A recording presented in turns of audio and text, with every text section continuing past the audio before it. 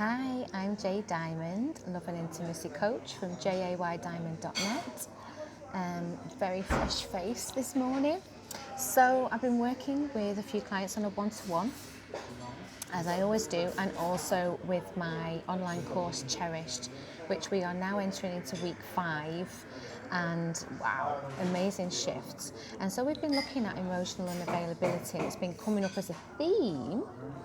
And so what I really know as a coach is that often when someone comes to me and says, the women that I'm attracting or the men that I'm attracting are emotionally unavailable, it often reflects a place in you where you're unemotionally available and you don't realize it, or you haven't seen it, or it doesn't present itself in a very obvious way. And it might be just an old fear. Sometimes it can be you've still got hang-ups from an old relationship, or your past marriage has ended, it ended very well, and you're not sure you'll find anyone as good again, or a partner's passed away and you're not sure that you'll find anyone as good again, or just that you've had difficult experiences and a part of you is still afraid.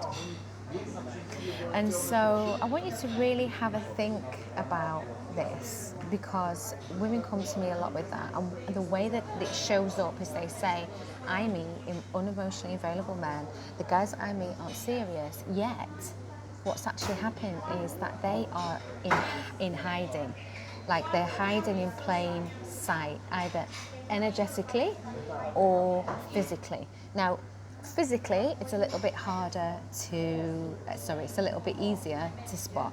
As in, they're not going out, they're not doing when I coach them, they're not doing the things that I tell them to do, they're not getting on the apps, they're not actually going out and meeting guys. Now, there's a process to this, and not everybody likes dating apps, and they're not my favourite thing either. They were not ever been my favourite thing, but they are good for getting the energy moving.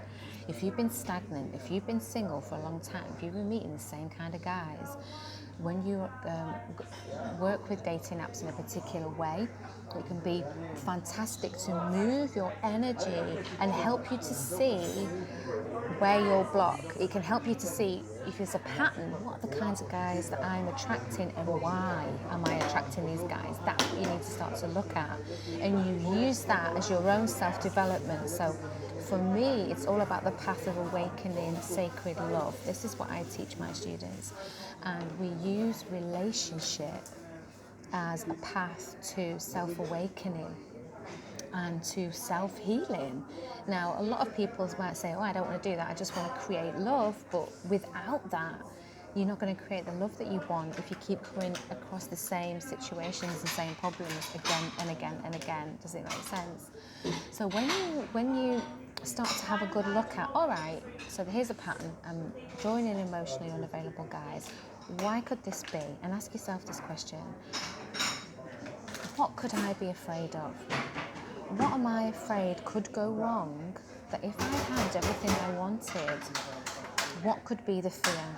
And sometimes I'll work with men, I'll work with women, and they'll say, no, I have no fear, I just want this and I'm ready for it. And then I urge you to look deeper, because if you were completely in alignment with it, you would already have it. It's quite that simple, usually. So have a look, like a little bit deeper. Where am I afraid? Why do I hold back? Am I really in this process that I say, like, I want a partner, but am I going out to new places?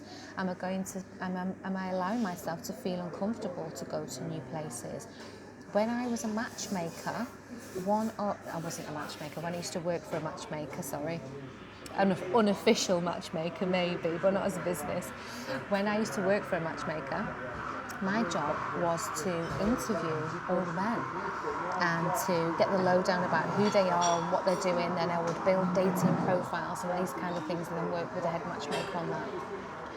And something that became incredibly obvious to me, especially in a city like where I live in London, is that past a certain age, past 30, past 35 in particular, people tend to go to the same places with the same people around the same time. So it's a Friday night out with the girls after work, or a Saturday night, or once a month or twice a month we go to these particular nights because we know we'll like the music. I know that people I like will be there, people my age, but they're going to the same places expecting to meet someone new, and they never expand their network because they don't want to be uncomfortable.